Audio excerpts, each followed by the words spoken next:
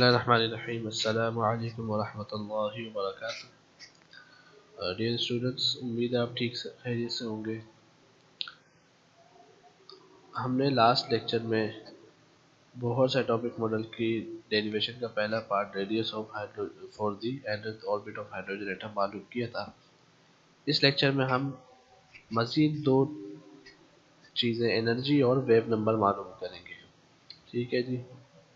अब इससे पहले सवाल देख लें आप। सवाल किस तरीके से नॉर्मली आता है कि derive an expression for following when the energy of an electron in the nth orbit of hydrogen atom. आपने ये एक्सप्रेशन मालूम करनी एनर्जी की एक इलेक्ट्रॉन की जो कि nth orbit of hydrogen atom में मौजूद है। nth ऑर्बिट का मतलब ये होता है कि आपने एनर्जी की ऐसी इक्वेशन मालूम करनी है कि उसमें n आता हो।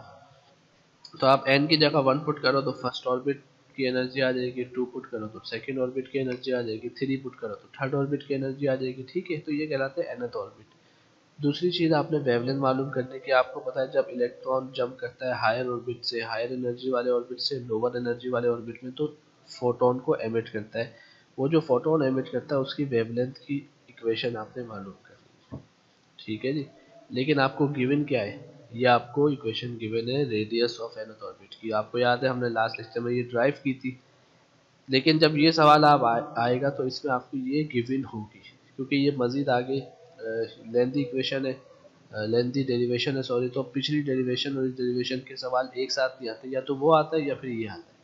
आपने दोनों डेरिवेशन अच्छे तरीके से करके, तो आपको यहाँ पे ये गिवन होगा सवाल में कि आर एन ये है। आपने इसकी मदद से मज़ीद सॉल्व करना। ठीक है जी। तो स्टूडेंट्स हम डेरिवेशन शुरू करते हैं। तो expression for the energy of hydrogen atom. हमने हाइड्रोजन एटम की एनर्जी मालूम कर ली। आपको पता है एनर्जी दो तरह की होती है, काइनेटिक एनर्जी और पोटेंशियल एनर्जी। यहाँ पर भी यही दो मेजर एनर्जीज यूज होंगी। तो टोटल एनर्जी आपके पास क्या होगी? Total energy of the electron orbiting around the nucleus is the sum of its potential energy denoted by U and kinetic energy which is denoted by Ke। जो total energy होगी E वो बराबर होगी union या U यानी potential energy plus के ई यानी kinetic energy का सम। तो आपने पोटेंशियल एनर्जी मालूम कर लेनी है, काइनेटिक एनर्जी मालूम कर लेनी है। आप इस इक्वेशन 1 में पुट करोगे तो आपके पास एनर्जी की इक्वेशन आएगी। ठीक है, तो हम अब ये दोनों मालूम करते हैं। अच्छा जी, आपको ये मालूम है कि जो potential energy of the proton electron system है वो डिपेंड करती है R the radius of electron orbit. ये आपने चैप्टर 12 में गालिबन पढ़ा होगा। इनफाइनाइट डिस्टेंस फ्रॉम न्यूक्लियस, अगर बहुत दूर चला जाए इलेक्ट्रॉन न्यूक्लियस से तो उसकी जो एब्सोल्यूट पोटेंशियल एनर्जी होती है वो जीरो हो जाती है। From classical theory, classical theory हमें ये बताती है पोटेंशियल एनर्जी का फार्मूला होता है negative work done at a finite distance. तो potential energy P E is equal to negative work. ये फार्मूला क्लासिकल थ्योरी है, आपको ये बात पता होनी चाहिए। ठीक है, आप लिखेंगे क्लासिकल थ्योरी से potential energy is equal to negative work. अब पोटेंशियल एनर्जी का मतलब है यू, यहाँ पर ये रहा, और वर्क डन का मतलब होता है फोर्स इनटू मोमेंट आर्म या force into distance F D. तो माइनस माइनस एफ डी ऐसे ही आ गया। ये जो फोर्स है, ये फोर्स क्या है? वो फोर्स है जो इलेक्ट्रॉन प्रोटॉन आपस में एक दूसरे पर लगा रहे, वो कूलम फोर्स होती है। वो बराबर होती है K Q one Q two upon R square. Q one Q two यानी इलेक्ट्रॉन और प्रोटॉन का चार्ज वो सेम होता है, तो यहाँ पे ई आ जाएगा, E one E two same है तो ई स्क्वायर बन जाएगा। ठीक है जी, K Q one Q two upon R square होता है, तो क्यू वन क्यू टू की जगह ई आ गया तो ई का स्क्वायर अपॉन आर स्क्वायर, और डी की जगह आ जाएगा आर रेडियस। इस आर से ये स्क्वायर कैंसिल हो जाएगा, तो हमारे पास पोटेंशियल एनर्जी का फार्मूला बनेगा minus K E square upon are. ठीक है जी। अब काइनेटिक एनर्जी की बात करते हैं। तो काइनेटिक एनर्जी के लिए आपने कूलम्स की अट्रैक्टिव फोर्स और सेंट्रीपिटल फोर्स दोनों को इक्वेट करना। ये काम हमने पिछले लेक्चर में भी किया है कि हम दोनों फोर्स को यहाँ पे इक्वेट करेंगे, कूलम फोर्स और सेंट्रीपिटल फोर्स। कूलम फोर्स होती है K E square upon R, centripetal force होती है M V square upon R. तो ये आर स्क्वायर से ये आर कैंसिल हो जाएगा, तो ये एम वी स्क्वायर है। तो आपको पता है कि एम वी स्क्वायर में काइनेटिक एनर्जी के फार्मूले में हाफ एम वी स्क्वायर होता है, तो यहाँ भी हाफ लिख देंगे। ठीक है जी, और यहाँ भी हाफ लिख देंगे। पहले हमने आर से आर स्क्वायर कैंसिल किया, फिर ये आ गया, फिर यहाँ पे एम वी स्क्वायर के साथ हाफ लिख दिया, तो ये के ई स्क्वायर अपॉन आर इसके साथ भी हाफ लिख दिया, दोनों तरफ बैलेंस हो जाएगा। इस हाफ एम वी स्क्वायर की जगह मैं के ई लिख सकता हूँ, और यहाँ पर क्या बच गया फिर के E square upon two are. ये काइनेटिक एनर्जी आ गया। काइनेटिक एनर्जी और पोटेंशियल एनर्जी दोनों को हमने इक्वेशन 1 में पुट कर दिया, तो इक्वेशन 1 क्या बनेगी, E is equal to kinetic potential energy वो था minus K E square upon R, plus kinetic energy वो आया है K E square upon 2r। अब आप यहाँ पे एलसीएम ले लो, तो एलसीएम लेने के बाद जो आपके पास आंसर आएगा वो आएगा minus K E square upon 2r है। ठीक है जी। अच्छा जी, आप इस तरह भी कर सकते हो कि आप यहाँ से के ई स्क्वायर अपॉन आर और के ई स्क्वायर अपॉन आर बाहर कॉमन ले लो, तो यहाँ बच जाएगा ब्रैकेट में -1 प्लस यहाँ बच जाएगा 1/2। तो -1 प्लस 1/2 एलसीएम लोगे तो हो जाएगा -1/2, तो यहाँ पे 2 नीचे आएगा। ठीक है, ये आपके पास एनर्जी ई एन आ गई। अब यहाँ पे फिर वही बात, आपने आर एन यहाँ पुट करना है, क्योंकि हमें आर एन नहीं चाहिए, हमें के तो कांस्टेंट पता होता है, ई भी पता होता है, तो हम आर एन को यहाँ से एलिमिनेट करेंगे। वो कैसे, क्योंकि हमें ऊपर सवाल में आर एन की वैल्यू गिवन होती है। ठीक है जी, तो हमें आर एन की वैल्यू सवाल में गिवन थी, तो हमने इस वैल्यू को यहाँ पे ये एच है ना, ये एच डैश है, ठीक है ना, ये खाली एच प्लस कांस्टेंट वाला एच नहीं, एच डैश है। इस आर एन की जगह मैंने ये पूरी वैल्यूज पुट कर दी इस फॉर्मूले में, ये इक्वेशन जो 2 थी, तो ये हो जाएगी E N is equal to minus K E square upon 2, R N था ना, आर एन की जगह ये आ गया पूरा। ठीक है जी। अब इसके बाद मैंने क्या किया, यहाँ पे कोई चीज़ कैंसिल हो सकती है तो वो मैंने देख लिया, अगर कैंसिल हो सकती नहीं हो सकती तो नहीं हो। ठीक है, अब ये जो डिनोमिनेटर का डिनोमिनेटर है एम के ई स्क्वायर, ये न्यूमिनेटर में चले जाएगा यहाँ पर अगले स्टेप में।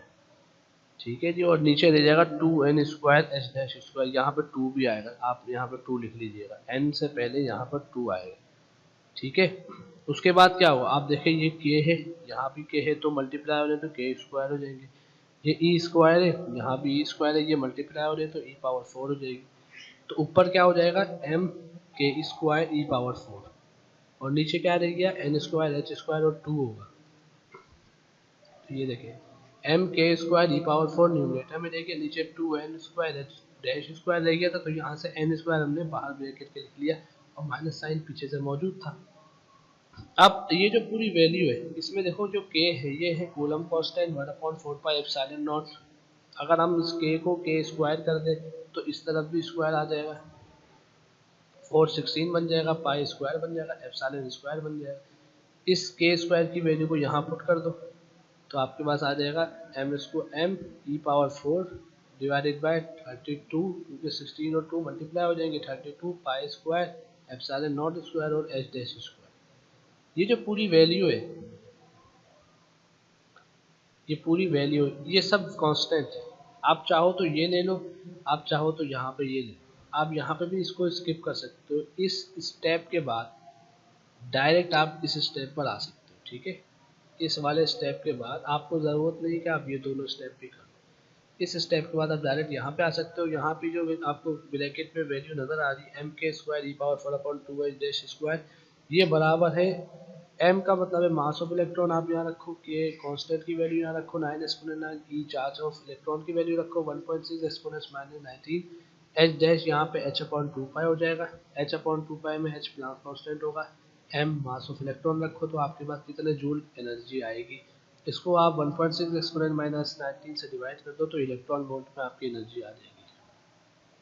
ठीक है, तो ये पूरी की पूरी जो ब्रैकेट है इसकी जगह मैं लिख सकता हूँ 13.6 इलेक्ट्रॉन वोल्ट, और बाहर -1/n² मौजूद था, तो ये बन जाएगा -13.6/n² इलेक्ट्रॉन वोल्ट। ये nth ऑर्बिट के लिए एनर्जी आ गई हाइड्रोजन एटम की। अगर मैं n की जगह 1 रख दूँ तो n इज इक्वल टू 1 के लिए यहाँ 1, यहाँ भी 1, 1 का स्क्वायर 1 ही होता है, तो आंसर आएगा -13.6 इलेक्ट्रॉन वोल्ट। तो nth ऑर्बिट के लिए इक्वेशन क्या बनी, En is equal to E1/n², जैसे पिछले वाले डेरिवेशन में जो Rn की इक्वेशन बनी थी वो बनी थी Rn is equal to n²r1, आपको याद होगा। तो यहाँ पर जो इक्वेशन बनी, आखिरी इक्वेशन वो बनी En is equal to E1/n², यानी E1 की वैल्यू तो ये है, और n अगर आप 2 पुट करोगे तो सेकेंड ऑर्बिट के लिए एनर्जी आ जाएगी, अगर आप 3 पुट करोगे तो थर्ड ऑर्बिट के लिए एनर्जी आ जाएगी। ठीक है जी, that is energy levels of electron are quantised, यानी आपने उनकी क्वांटिटी बना दी है। किस तरह आप उन एनर्जी लेवल्स की क्वांटिटी मालूम कर सकते हो फार्मूले में, number of orbit just put करके। ये इक्वेशन नंबर डेरिवेशन 2 थी हमारी। आप इसको फिगर में भी देख सकते हैं कि किस तरीके से यहाँ पर देखो ये ऑर्बिट से circular 1 2 3 4 first second third fourth orbit है, ठीक है। ये ग्राउंड स्टेट है, जो पहली ऑर्बिट होती है उसको ग्राउंड स्टेट कहते हैं। ये फर्स्ट एक्साइटेड स्टेट, ये सेकंड, ये थर्ड, और आखिर में आपके पास बिल्कुल जब इनफाइनाइट चले जाओ, इतना दूर चले जाओ, तो वो कहलाती है आयोनाइजेशन, यानी इलेक्ट्रॉन अब यहाँ से निकल गए। तो देखो पहली जो ऑर्बिट है उसकी एनर्जी -13.6 इलेक्ट्रॉन वोल्ट है, हमने पीछे देखी थी ना। ये देखो एनर्जी E1 क्या थी, -13.6, का मतलब फर्स्ट ऑर्बिट की एनर्जी सबसे ज़्यादा है।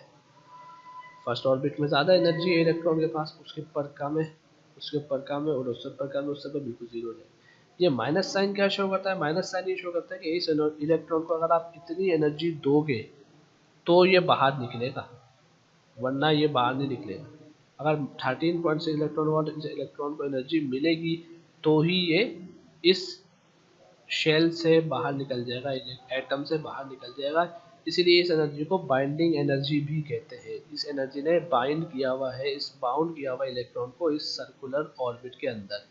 याद है आपको लाइमन सीरीज वगैरह क्या होती थी कि पहले ऑर्बिट में जितने इलेक्ट्रॉन जब करते थे लाइमन सीरीज होती थी, दूसरे में जो करते थे बार बार, तीसरे में जो करते थे ब्रैकेट पास्टन वगैरह, ठीक है। तो आपने ये फिगर ड्रॉ नहीं करनी, आपने खाली यहाँ तक काम करना है एनर्जी वाली डेरिवेशन, ये आपको समझाने के लिए मैंने लिखा है। नेक्स्ट और लास्ट जो हमारे पास डेरिवेशन है वो है वेव नंबर की। वेव नंबर की इंतहाई आसान डेरिवेशन है, ये सवाल दोनों साथ आते हैं, एनर्जी और वेव नंबर की डेरिवेशन का। आप energy of stationery state of hydrogen atom मालूम की En is equal to -1/n² mk² e⁻²2h⁻², ठीक है, ये हमने अभी मालूम करी। और हमने क्या करेंगे, हमें आप पता है कि ये जो पूरे ब्रैकेट के अंदर वैल्यू, ये पूरी की पूरी कांस्टेंट है, इसमें सारी वैल्यू जितनी आपको नजर आ रही है ये सब कांस्टेंट है। इनको हमने रिप्लेस कर दिया के डैश से, ठीक है जी। तो ये En बन गया, En is equal to -k⁻n², ठीक है। अच्छा जी, अब फॉर हायर एनर्जी लेवल हमने कहा E कह दिया, यहाँ पे आप E2 भी कह सकते हैं, ठीक है जी। En भी कह सकते हैं, E1 भी कह सकते हैं, Ea भी कह सकते हैं, Eb भी कह सकते हैं। यहाँ पे जो है आप उस हिसाब से देख लें। हायर एनर्जी लेवल के लिए इन्होंने कह दिया Ei is equal to -k⁻n⁻I² हो जाएगा, और लोअर एनर्जी लेवल के लिए इन्होंने Ei था, यहाँ पे Ef कह दिया, ये हो जाएगा -k⁻nf², ठीक है जी। इनका डिफरेंस ले लो, तो आपको पता है जो एनर्जी रेडिएट होती है इलेक्ट्रॉन जब जंप करता है तो वो डिफरेंस के बराबर होती है, यानी तीसरे ऑर्बिट और दूसरे ऑर्बिट में जितनी एनर्जी का डिफरेंस है, जब वो दूसरे में आएगा तो उतनी एनर्जी को वो रिलीज कर देगा, या दूसरे से जब तीसरे में जाएगा तो उतनी एनर्जी हासिल करेगा जब भी जाएगा, ठीक है ना। तो डेल्टा ई जो एनर्जी का डिफरेंस होगा वो बराबर हमने ले लिया ई आई माइनस ई एफ, क्योंकि ई आई जो था वो हायर एनर्जी लेवल था और ई एफ जो था वो लोअर एनर्जी लेवल की एनर्जी है, तो हमने बड़े में से छोटे को माइनस करते ई आई माइनस ई एफ, तो ये हो जाएगा -k⁻n⁻I² प्लस k⁻n⁻f²। क्यों प्लस क्यों है, यहाँ तो माइनस है, तो इसलिए क्योंकि ई एफ में भी यहाँ माइनस मौजूद है। तो अब ये वाला माइनस और ई एफ के जो अपना माइनस है वो माइनस और माइनस प्लस हो जाएंगे, इसलिए यहाँ पर प्लस बन गया। अब आप देखो यहाँ से k' कॉमन आ जाएगा, ठीक है ना, और ये बन जाएगा फिर -1/n² प्लस 1/nf², और डेल्टा ई की जगह हम एच भी लिख सकते हैं। तो अब आपने k' कॉमन ले लिया, कॉमन लेने के बाद ब्रैकेट में जो बचा वो लिख लिया। आपको पता है बहुत थ्योरी के मुताबिक डेल्टा ई जो है ना वो एच बी के बराबर होती है एनर्जी फोटोन की, तो एच बी लिख लिया यहाँ पर, तो H B is equal to k' और ब्रैकेट में ये वैल्यू, इस एच को आपने वहाँ भेज दिया तो ये यहाँ मल्टीप्लाई हो रहा था, यहाँ पे आके डिवाइड हो गया, k'/h हो गया, बाकी सेम वही है। इसके बाद आपने क्या किया, आपने पता है फार्मूला आपको पता है लाइट स्पीड ऑफ लाइट का v लैम्डा होता है, तो v is equal to c upon lambda होगा, यानी frequency is equal to speed of light upon lambda, और हमने वेव नंबर मालूम करना है, वेव नंबर होता ही 1/लैम्डा है, तो लैम्डा चाहिए होगा, इसलिए हमने इसको लैम्डा की फॉर्म में कन्वर्ट कर दिया। तो इस v की जगह यहाँ पर हमने c अपॉन लैम्डा लिख दिया, और बाकी सब इक्वेशन में वैसे का वैसे ही जैसे यहाँ पर था राइट साइड में। फिर ये c जो था ये भी कांस्टेंट है, ये भी इज इक्वल टू के, चूंकि ये न्यूमरेटर में था ये वहां जाके डिनोमिनेटर में चले जाएगा h के साथ, बाकी सब वैसे ही।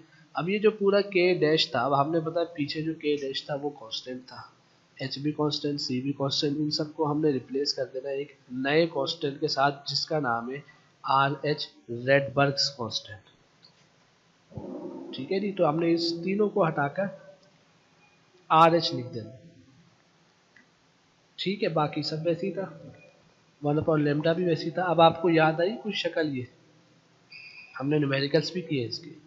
तो 1/λ is equal to R H 1/n1 square minus 1/n2 square. यहाँ पे 1/nf स्क्वायर और 1/ni स्क्वायर मौजूद है। हम n1 n2 भी यहाँ पे कर सकते थे, ठीक है जी। मैंने आपको फार्मूला जब सवाल किया था तो आपको समझा दिया था। इस 1/λ को मैं लिख सकता हूँ v बार, फ्रीक्वेंसी का बार, ये कहलाता है वेव नंबर, ठीक है जी। बाकी सब वैसे ही है। तो 1/λ की फॉर्म में जब फार्मूला आ गया तो आप इस 1/λ को रिप्लेस कर दो v बार से, ये चीज़ कहलाती है वेव नंबर, ठीक है नी। Where we bar is the wave number of the absorbed or emitted photon. और ये जो आर एच है इसकी वैल्यू कांस्टेंट होती है 1.09 एक्सपोनेंशियल 7 पर मीटर। ये आपने फार्मूला जब सवाल किए थे तो आपने फार्मूला देखा होगा और उसमें ये सॉल्यूशन में इस्तेमाल भी किया होगा, ठीक है जी। तो ये हमारे पास तीसरी डेरिवेशन है। और नॉर्मली वेव नंबर नहीं पूछा जाता सवाल में, इसलिए हम ये वाला फार्मूला यूज नहीं करते, ये वाला यूज करते हैं, ठीक है ना। लैम्डा वगैरह पूछा जाता है जो अक्सर सवाल होते हैं ना। तो आपने ये तीनों डेरिवेशन अपने पास ज़रूर नोट डाउन कर लेनी है, इम्पॉर्टेंट है, इसको अच्छी तरीके से देख लें। और कोई इसमें कन्फ्यूजन है तो आप पूछ सकते हैं। बिल्कुल आसान डेरिवेशन है, सिर्फ और सिर्फ एक पैटर्न पे आपने चलना है, तो सारी चीज़ें आपके सामने आप याद करके सॉल्व कर सकते हैं, ठीक है जी। जज़ाकल्लाह, अस्सलाम वालेकुम।